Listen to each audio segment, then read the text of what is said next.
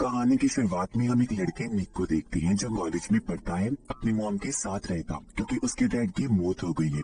साथ ही वो काफी अच्छी अच्छी पोएम्स भी लिखता है। अक्सर कुछ पोएम्स बेच भी दिया करता है। कॉलेज में उसका एक दोस्त होता है। जब वो बाथरूम में था तो कुछ लड़के आकर उसे मारने लगते हैं। जहाँ तभी उन लड़कों की हेड एक लड़की वहाँ पर आ जाती है जिसका नाम एनी था। एनी हर गलत काम करती है जैसे चोरी, नशा बेचना और इस तरह के काम। ये लड़कों की तरह रहती है। यहाँ वो इसलिए आई क्योंकि उसे निक के दोस्त से पैसे लेने हैं। पर अब जब उसने पैसे मांगी तो निक का दोस्त कहता है कि मेरे पास पैसे नहीं है, इसलिए एनी के साथ ही उसे और मारने लगी। वो फिर निक के दोस्त को कहती है कि अगर मेरे पैसे तुमने ना दिए तो मैं तुम्हारा क्या हश्र करूंगी, ये तुम सोच लेना। जब कैंटीन में आया तो यहाँ निक भी बैठा हुआ था। उसकी हालत देखकर निक समझ गया कि एनी और उसके साथियों ने इसे काफी पीटा है। वो अब एनी के पास गया जो उसी कैंटीन में बैठी हुई थी। पूछता है कि मेरे दोस्त ने कितने पैसे देने हैं तुम्हारे। जब एनी ने कोई जवाब ना दिया तो कुछ पैसे वो टेबल पर रख के पूछता है कि ये काफी है। तब हल्की सी आवाज में एनी बोलती है अपने काम से काम रख। निक को बुरा लगा, इसलिए पलटकर उसने भी कहा कि तुम एक टूटी हुई बिगड़ी लड़की हो, साथ ही लूजर भी।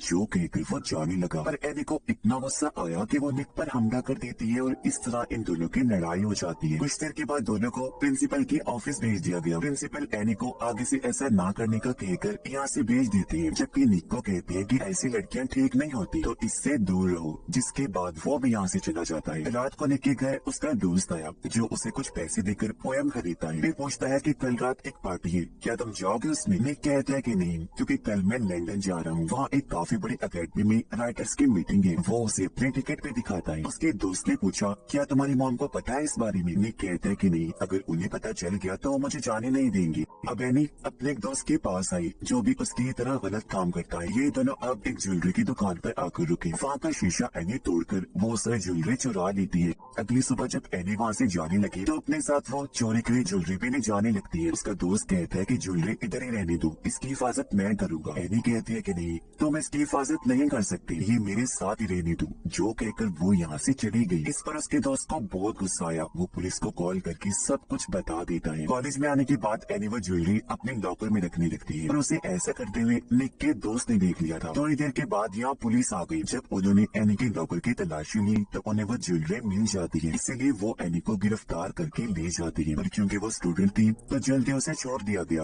एक हफ्ते के बाद उसकी कोर्ट में पेशी है। छूटने के बाद वो अपने दोस्त को कॉल करके बताती है कि मुझे गिरफ्तार कर लिया गया था। वो पूछता है तुमने कुछ बताया तो नहीं। एनी कहती है कुछ भी नहीं। फिर वो पूछता है कि कौन हो सकता है ये जिसने पुलिस को सब बताया। अब हालांकि वो खुद ही था, पर यहाँ एनी को ये लगता है कि वो निक का दोस्त है जिसने पुलिस को सारी जानकारी दी, क्योंकि लॉकर के पास उसने एनी को देखा था। अब आज रात क्योंकि निक लंदन जाने के लिए निकलने वाला था, इसलिए वो अपने दोस्त को मिलकर अलविदा कहता है। फिर जब वो घर आया तो उसकी मॉम को भी पता चल गया था कि आज रात वो लंदन जाने वाला है, क्योंकि उसकी फ्लाइट लेट थी और एयरपोर्ट से जो कॉल आई थी वो निक की मॉम ने उठा ली थी। पूछने पर निक बताता है मॉम वो मैं आपको बताने ही वाला था। वो कहती है झूठ मत बोलो बेटा, टिकट तुम्हारे पास कब से थी, तुम चाहते तो बता सकती थी। गलत बात है, मुझे लगता है मैं किसी अजनबी के साथ रह रही हूँ। और यहाँ से चली जाती है। निक को भी बुरा लगा, इसलिए रात को वो टिकट लेकर उस पार्टी में चला जाता है जिसके बारे में उसके दोस्त ने निक को बताया था। जब उसका दोस्त पार्टी में आ रहा था तो उसे एनी और उसके साथी पकड़ लेती है। वो पीटने लगी ताकि सच उगलवा सके। वो उसे बहुत मारने लगी, इसलिए वो कह देता है कि वो मैं नहीं निक है। सारी जानकारी पुलिस को उसने ही दी थी। यहाँ उसने निक का नाम इसलिए लिया था क्योंकि उसे लग रहा था कि वो तो लंदन जा चुका है, पर वो तो पार्टी में था जो अपने टिकट एक लड़की को दे देता है। और अब जब वो अपने घर जाने लगा तो एनी और उसके साथी निक को भी पकड़ लेती है। यहाँ निक का दोस्त भी उनके साथ था। वो उसे बहुत बुरा मारते हैं जिससे उसकी सांसें रुकने लगती है। हालांकि उसका दोस्त भी ऐसा करने से उन्हें मना करता है, मगर वो नहीं रुकती। ये सब देखकर उसका दोस्त काफी दुखी हो गया क्योंकि उसे लग रहा था कि निक मर गया है। ये अब उसे एक सुनसान जगह पर छोड़कर यहाँ से चले जाती है। एनी तो अपने दोस्त के पास आ गई। उसे बता देती है कि मेरे हाथों निक का खून हो गया है। उसका दोस्त कहता है कि तुम जाओ यहाँ से, क्यों आई हो यहाँ। जो सुनकर हालांकि एनी को बुरा तो लगा,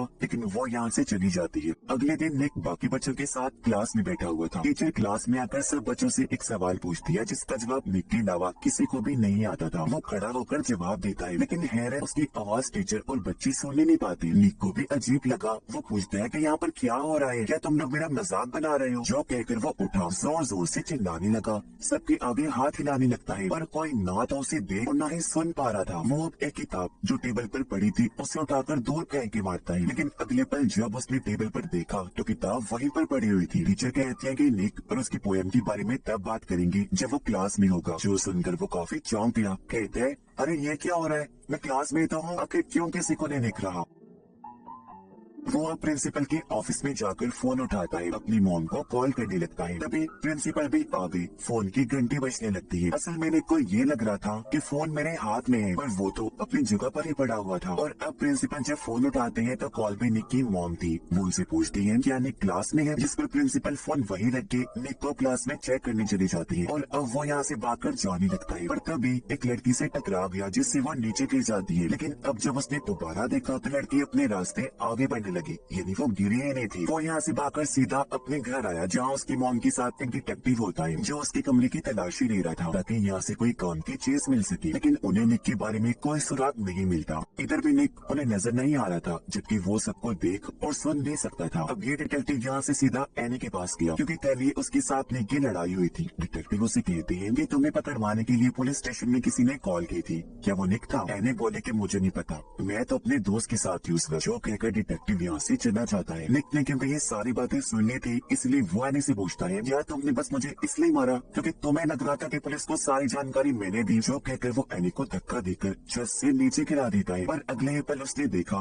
कि ये सिर्फ मुझे लग रहा है, ऐसा कुछ हुआ ही नहीं, क्योंकि एनी तो अभी भी उसके पास ही खड़ी हुई थी। जिसके बाद निक यहाँ से अपने घर आया। वो जब कमरे में लेटा हुआ था तो उसकी मॉम आई, जो निक की डायरी से उसकी पोएम को पढ़ने लगती है, पर बीच में ही छोड़कर वो यहाँ से चली गई। तभी निक के कंधे पर एक चिड़िया आकर बैठ जाती है। वो उसे वहाँ से हटाकर हाथ में पकड़ लेता है। इस बात से निक को बहुत खुशी हुई, क्योंकि जो हालात उसके साथ हो रहे थे उनमें से ये पहले चीज थी जिससे वो हाथ लगा सकता था। अब तभी उसकी नजर सामने पड़ी। उसने देखा कि जो चिड़िया इस वक्त मेरे हाथ में है वो तो सामने गिरी पड़ी है, जख्मी होने की वजह से तड़प रही है, क्योंकि जल्द ही मरने वाली थी। और अब अगले ही पल वो मर जाती है, जिसके साथ ही निक के हाथ से भी गायब हो जाती है। तब ये देखकर वो सारी बात समझ जाता है, यानी उसे पता चल गया था कि मैं अभी भी जिंदा हूँ, बस मेरी आत्मा मेरे जिस्म से बाहर निकल आई है। यानी मैं जिंदगी और मौत के बीच की उस जगह पर हूँ जहाँ मेरी मौत कभी भी हो सकती है, बिल्कुल इस चिड़िया की तरह। पर अगर मैं मर गया तो मेरी आत्मा हमेशा हमेशा के लिए इस दुनिया से चली जाएगी। पुलिस को वो जगह पता चल गई थी जहाँ उस रात एनी और उसके साथियों ने निक को मारा था। पुलिस के साथ निक का दोस्त भी था, लेकिन वो ये नहीं बताता कि निक का जिस्म कहाँ है, क्योंकि उसे लग रहा था कि इस तरह मैं फंस जाऊंगा, जिसके बाद एनी और उसके साथी भी मुझे मारेंगे। यहाँ भागकर निक भी आया।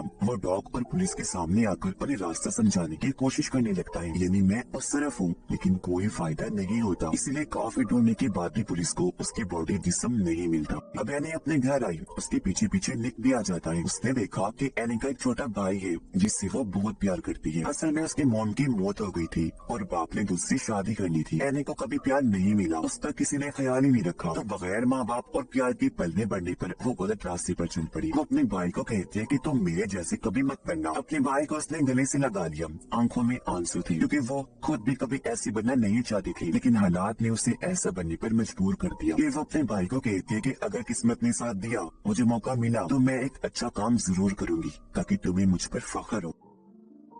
अब एनी के उसी दोस्त के पास डिटेक्टिव आया। कहता है कि उस रात एनी ने तुम्हें जेल से कॉल की थी जब उसने ज्वेलरी चुराई, तो क्या उस रात वो तुम्हारे साथ थी? जिस पर वो किसी मुसीबत में ना फंसे, इसलिए ना चाहते हुए भी उसे इस केस में आना पड़ता है। वो निक के दोस्त को अगवा करके उससे पूछता है कि बताओ तुमने निक की बॉडी को कहाँ रखा है? जिस पर निक का दोस्त उसे उस जगह पर ले जाता है। तब एनी का दोस्त बॉडी को वहाँ से कहीं और शिफ्ट करवा देता है, ताकि अगर पुलिस को कोई बताना भी चाहे तो पुलिस को कभी भी बॉडी ना मिले। जिसके बाद वो एनी को मारने का प्लान बनाता है। वो उसे मिलने के लिए बुलाता है। इससे पहले वो उसकी जान लेता, एनी गन छीनकर उसे पर तान देती है। तभी यहाँ पुलिस भी आ गई। तब सही सलामत एनी यहाँ से निकलने में कामयाब रही। वो जब भाग रही थी तो निक उसे कहते हैं, मत भागो एनी, वो तुम्हें पकड़ लेंगे। तब पलटकर एनी कहती है, कभी नहीं, और यहाँ से भाग गई। ये सुनकर निक को काफी हैरत हुई, क्योंकि एनी उसे सुन सकती थी। और अब जब वो बैठी थी तो निक उसके पास आकर कहते है कि मैं जानता हूँ एनी, तुम मुझे सुन सकती हो। मैं नहीं तुम्हारे आस पास ही हूँ, क्योंकि मैं अभी जिंदा हूँ, बच सकता हूँ। तुम बस पुलिस को बता बता दो